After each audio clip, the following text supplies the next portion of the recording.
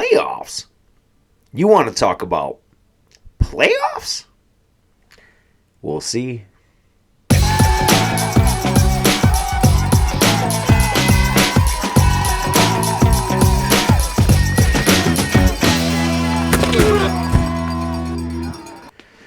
All right. Well, welcome back to Phins Football Podcast. This is B Trill. First up, go ahead and give me a good thumbs up. And if this is your first time, go ahead and subscribe. So I do want to welcome you back. We're going to go ahead and talk about the next matchup, our next prime time game. So we haven't been good in prime time, but this is another game under the lights. We are going versus the LA Rams, taking that very long road trip on Veterans Day. Monday Night Football, 8:15 kickoff. It will be on ESPN. I might even watch the Peyton Manning, the Manning show, Peyton and Eli. I always like their commentating, so I'll probably be tuning into that. But I do want to say welcome in if this is your first time. Of course, I want you to subscribe. I want to say thank you for those who have been returning and tuning in each week, each video. Again, I always do the previews, and then I do the recaps, and then I always like doing some shorts in between with some breaking news. So first, we'll go ahead and I'll go through some breakdowns, and then I'll dive into some injury updates. And then we'll talk a little bit about playoffs. Who predicted Miami to go to the playoffs? So first thing, I do have to talk about the return game. We have OBJ and Ramsey returning to their own Super Bowl stadium where they won the Super Bowl, where they played for the Super Bowl team in LA. So yeah, the Rams, they did have OBJ and Ramsey. We got them at different times, but they are both returning in a Miami Dolphins uniform. So Ramsey, of course, he's been a huge part of our team since we picked him up in a trade.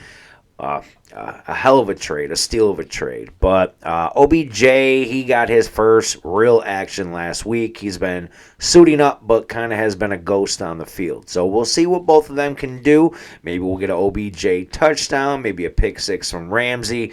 Who knows? They know that stadium. So, again, be very careful. That is the stadium that OBJ got injured in. Of course, there was a lot of paint on that center logo.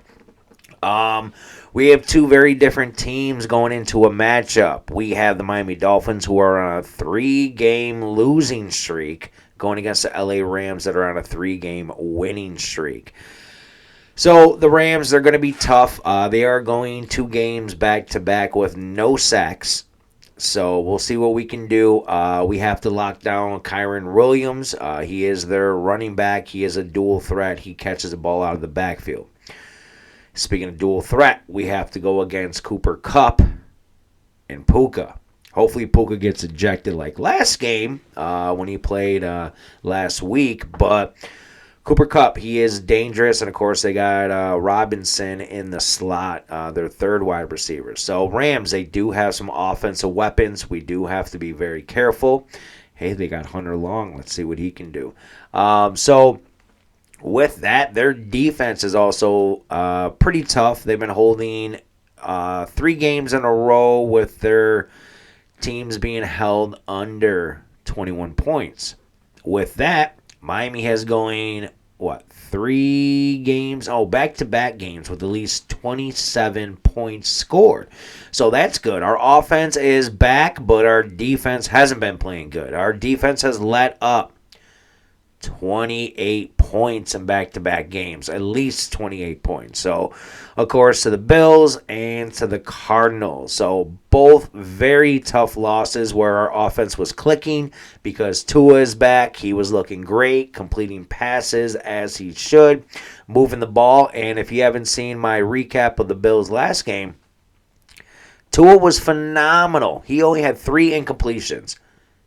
2 of those were throwaways, and the first incompletion was on his very first drive. So with that, hopefully Tua can keep it going. He was looking phenomenal against the Bills. We just didn't have the ball last, and our defense couldn't stop them on that final drive. Of course, Cam Smith with those horrible penalties and that very final Poyer penalty that kind of cost us the game on 3rd and 9. It was a hit to the helmet. I wish he went to the chest or lower.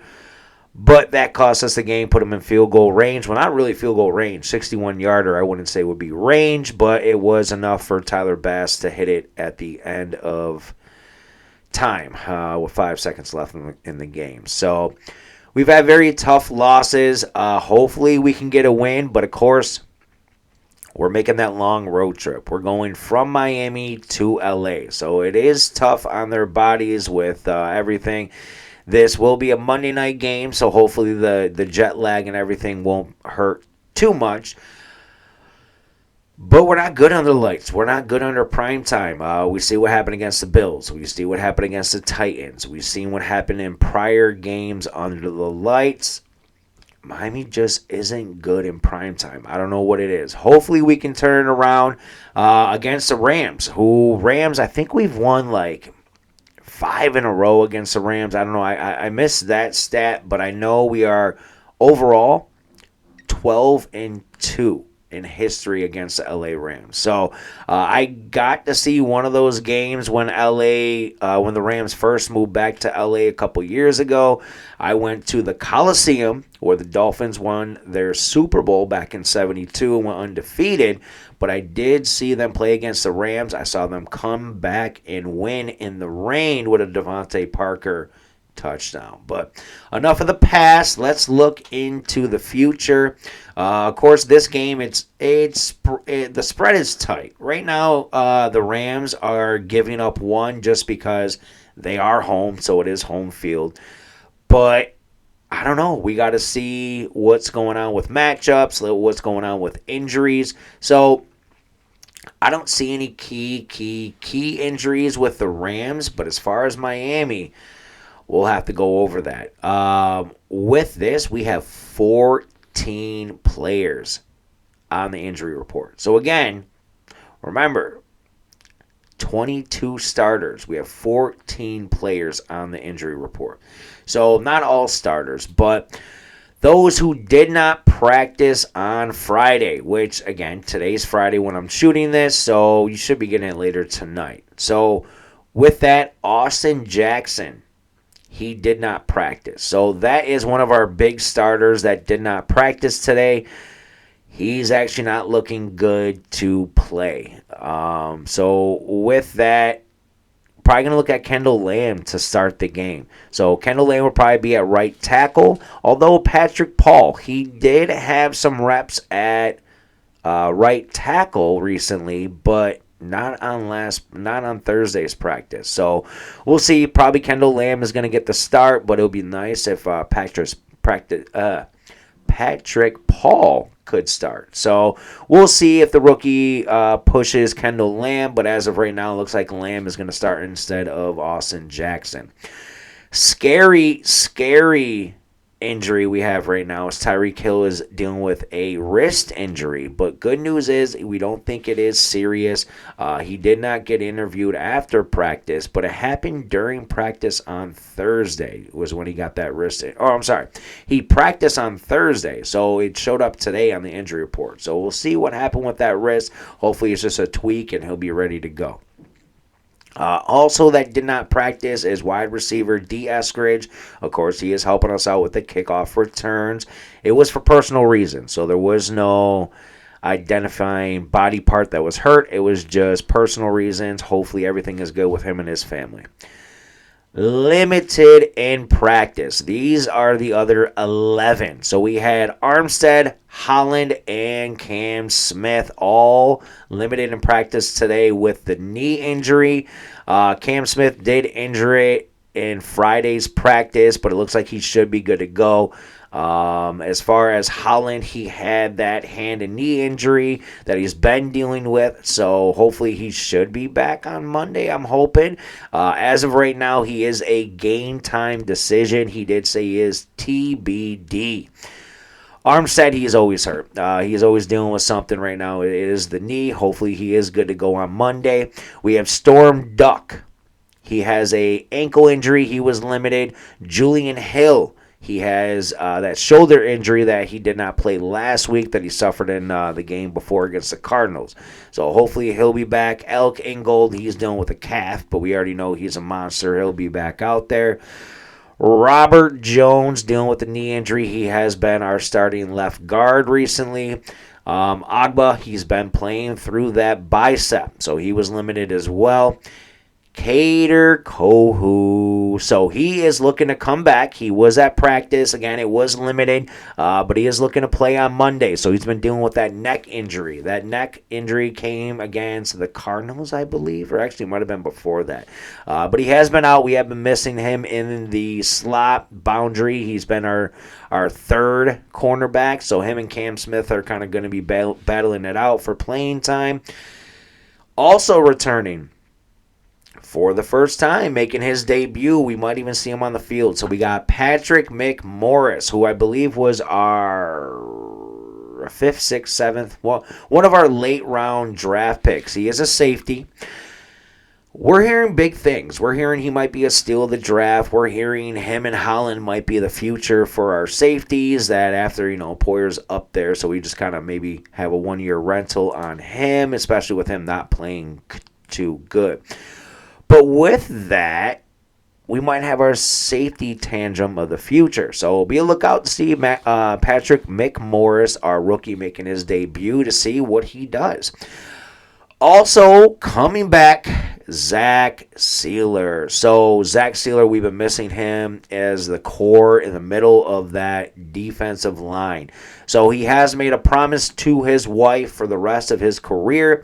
He will be wearing a visor, so this freak accident does not happen again. Again, hasn't been commented on who did it. Conspiracies out there. Maybe it was Liam Eichenberg. But it's got to be someone in the middle, so it's probably Liam, Robert Jones, Corey Brewer. One of them probably accidentally poked him in the eye, but that broke the eye bone. So very serious. He's been dealing with that. Apparently, he did lose his sight for a brief little bit, but it was only temporary, so that's why it was very, very scary and why he was not playing. So it would be great to have him back. If we get him and Holland back and Cam Smith and Kader Kohu, we will be looking a lot healthier. Of course, we're looking very thin on our edges, which brings me to Bradley Chubb. He is not going to be activated, so he's already been ruled out. He's still on the PUP list. It's not looking good. Him and Isaiah Wynn. Again, I think McDaniel commented that doesn't look like anything just yet for Isaiah Wynn either. It would be great to have both of them. Bradley Chubb and Chop Robinson on the edges. Put Isaiah Wynn in there in our line so we can get either Robert Jones over to right guard to maybe take over for Liam Eichenberg. I don't know. I guess Liam's been actually playing really good. So we'll see with Liam Eichenberg. But with our offensive line, that's been an up and down subject all year. Of course, we've been rotating different quarterbacks, but hopefully Tua's back and Tua is ready to go. So that is the gist of Miami Dolphins injury report. As far as the Rams, I don't have it up in front of me. I didn't see any big names. Again, I'm not huge on their roster. I saw just defense and offensive line had some limited practices. I think it was Neville Gallimore who played for Miami this year. He is back on the he's over on the Rams, and I saw he was limited in practice. But another thing I did want to mention, I know last video I did talk about that Ray Davis touchdown.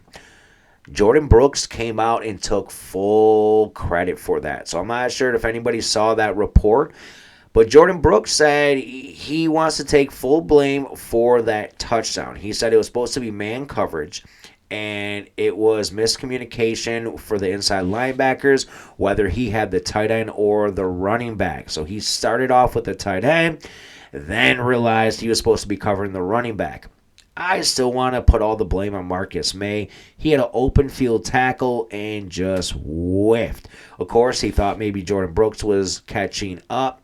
He just took a poor angle to get back to Ray Davis. Maybe he didn't realize the speed that he had. But Jordan Brooks, thank you for coming out and saying that. You are supposed to be our cover inside linebacker. Of course, with the Bills having two good tight ends, it was just a lot of miscommunication last week. But our defense, we need you to step up this week. We need to get back on the winning track. And why? Why do I say that? So, we talked about it to where playoffs. Who was talking about playoffs? Well, I did see here, let me see if I can't pull it back up, that ESPN analyst, Fuller, here we go. The Miami Dolphins will clinch an AFC wild card spot. So again, we are 2-6. Usually the wild cards only have about 6 losses. 7 maybe tops. So it's going to be tough. We're going to have to win out. So they said the Dolphins roster has enough talent to wake up from a 2-6 slumber. The offense is averaging 27 points since Tua returned in Week 8. On defense, pass rush injuries hurt, but safety Javon Holland and defensive end Zach Steeler should be back soon. The schedule is also manageable as 2 of Miami's last 9 games featured opponents with 500 records or worse.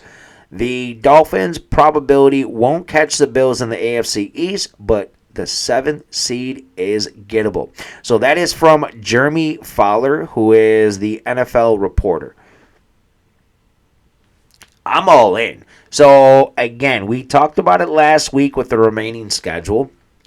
It's gonna be tough. But again, the offense is waking up. The offense is clicking. OBJ's getting the ball now. Who knows what this rookie Malik Washington will do? Jalen Wright. Can we please get him the ball more? And then these fumbles, these bad snaps, these penalties. If we get everything together and start moving smoothly, I really think Miami does have a chance to make the playoffs. So, again, I'll recap the remaining schedule. We have the Rams Monday night. We go against the Raiders. We go against, home against the Raiders, home against the Patriots. Go to Lambeau on Thanksgiving Day. Again, that's going to be a tough one. We're home against the Jets. Who knows what the Jets are. We go to Houston. So, again, Texans kind of been up and down. But, again, they're getting Nico Collins back. So, they're getting a lot healthier also. We got to be careful with Houston Texans. Then we are home to the Niners. Again, they're getting healthier. They're going to see CMC for the first time this year. Did he not win MVP last year? I think he did. He should have if he didn't. Then we're at Cleveland, which again might be a really snowy game on December 29th. And then we end the season at New York at the Jets. Right now I was looking at tickets. I'm seeing tickets that are like $40. I don't care if Miami's already out of playoff hope. I might end up going to New York. That's another stadium I've never been to.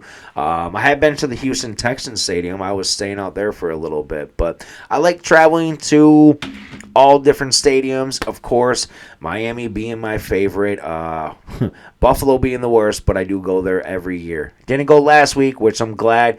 Looked like a good game, but who knows what Miami can do? Can they run the table and squeeze into the 7th seed? I say it's possible. I am a homer. I always have faith for my team. So it all starts with this win on Monday night. Can Miami do it? I will keep everybody updated. Of course, it is only Friday, so we got a few more days before the last injury report.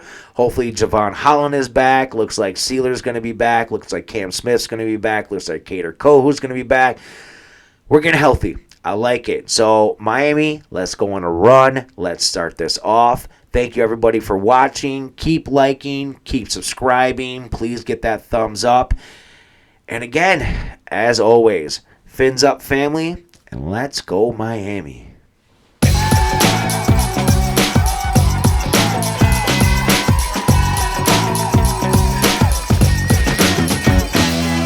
Yeah.